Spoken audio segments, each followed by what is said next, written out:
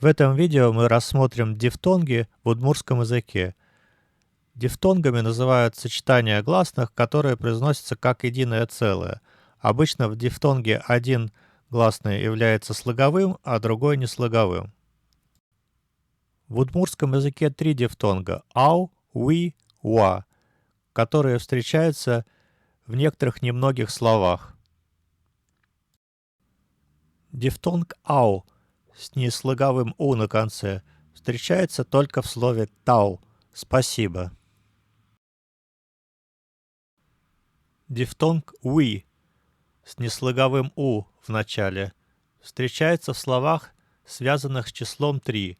Куинь – 3. Куинети – 3.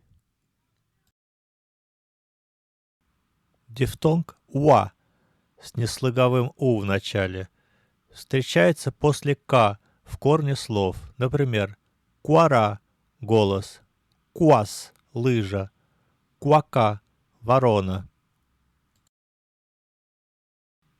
Звуки уа и уи не образуют дифтонга, если они не принадлежат корню слова. Например, куаз – в его коже произносится в два слога ку-аз. Ку – это корень, а аз – суффикс.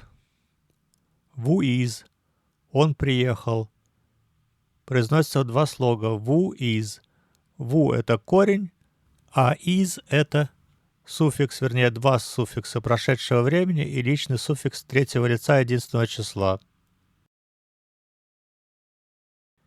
Некоторые авторы указывают на возможность дифтонгов и в других случаях, например, в словах туала – нынешний, шуи – я сказал, шаугетыны – шуметь. Однако, на мой взгляд, здесь все зависит от темпа речи.